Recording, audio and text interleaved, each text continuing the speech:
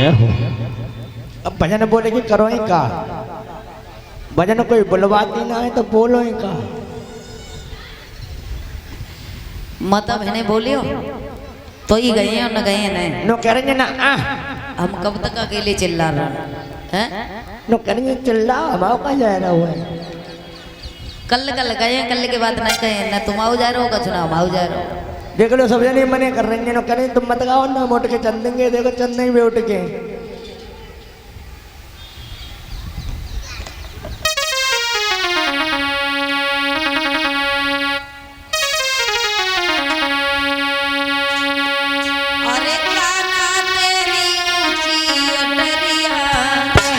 और मिलन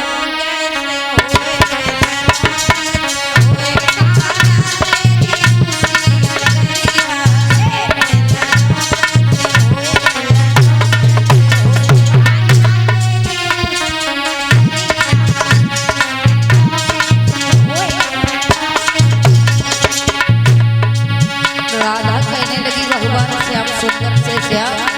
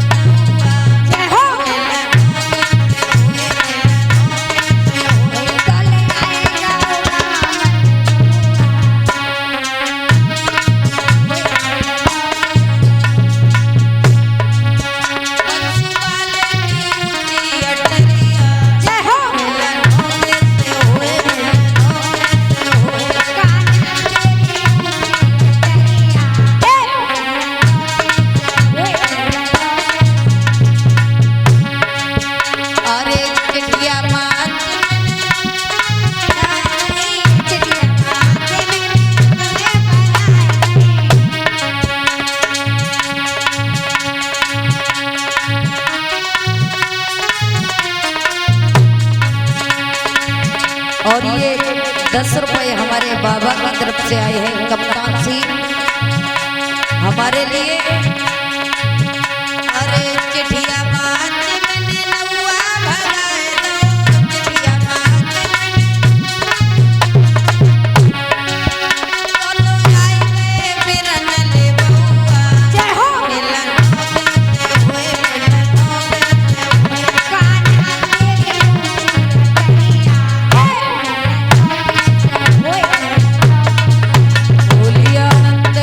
भगवान की वृंदावन बिहारी लाल की। और ये 500 रुपए भंडारे में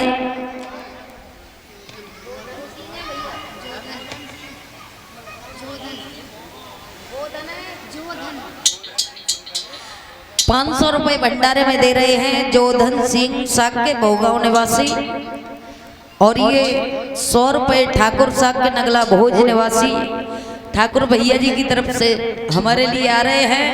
और 100 रुपए हमारी अम्मा जी की तरफ से हमारे लिए आ रहे हैं। और अम्मा पता नहीं बता के गए, एकपति महाराज अम्मा पता नहीं बताए गए। दुनैया निवासी दुनैया की अम्मा, अम्मा जी कह रही दोबारा जाओ बताए के आओ। भाई अम्मा हाथ फेर के रही है, अब भाई वो से कह रही है जाओ तुम बताए के आओ। देखो हमारा नाम ना लो। बेटा मतलब बड़े पुणे जासो बनी बहुत कहते हैं। अच्छा हाँ लली हाँ हमारे पर तो बहुत धन्यवाद नहीं है। जा तो मैंने कही बेटा तुम बताया और न पेट में जुन्ने ये जगह को यहाँ करते हैं।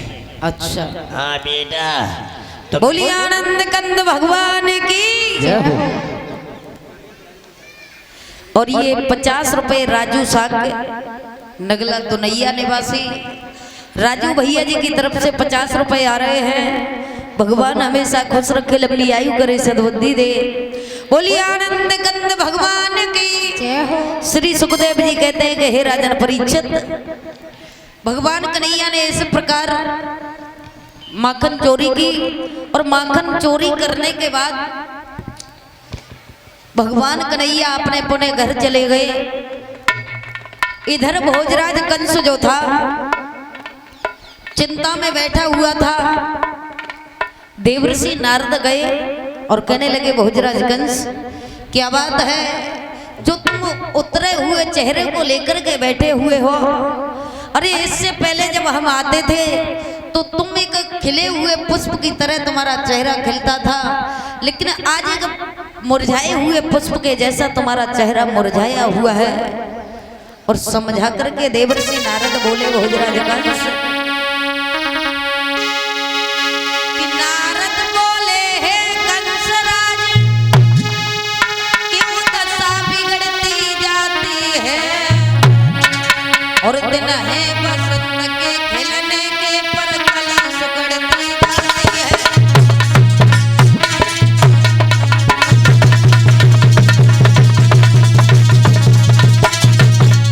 देवर्षि नारद कंस को समझा करके बोले कंस तुमने इतने राक्षसों को भेजा और किसी ने वो बच्चा आकर के दिए नहीं बताया कैसा है। भोजराज कंस कहने लगा यही तो चिंता है।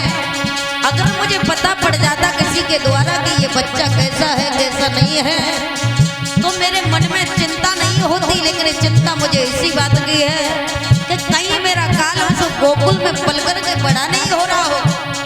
और समझा के देवर्षि नारद बोले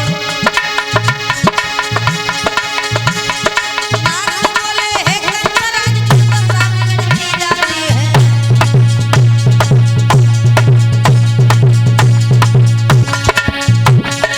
नहीं बसंत के खिलने का पर कली सुगड़ती जाती है।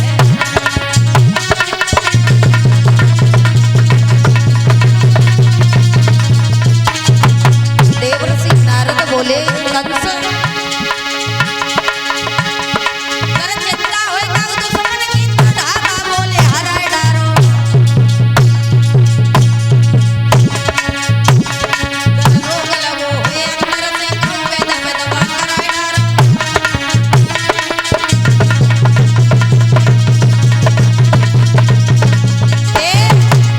देवर्षि नारद कहने लगे भोजराज कंस अगर किसी बात की चिंता है या तुम्हें किसी का भय है या किसी की दुश्मनी है तो उस पर ढाबा बोल करके उसे हरा दो तो तुम तो मथुरा नगरिया के राजा हो। और अगर कोई रोग है तुम्हें तो किसी वैद्य पर जाकर अपनी दवा करा लो। अरे चिंता क्यों बैठे हुए चिंता में। भोजराज कंस कहने लगा देवर्षि नारद मुझे चिंता बस एक ही बात की खाई जाती है कि उस बच्चे का मुझे पता नहीं पड़ा है कैसा नहीं है। देवर्षि नारद कहने लगे कंस तुम पागल हो। अरे एक संदेशा लिख करके भेज दो बाबा नंद के यहाँ पर काली जैसे एक छपरी नील कमल के पुष्प आ जाए।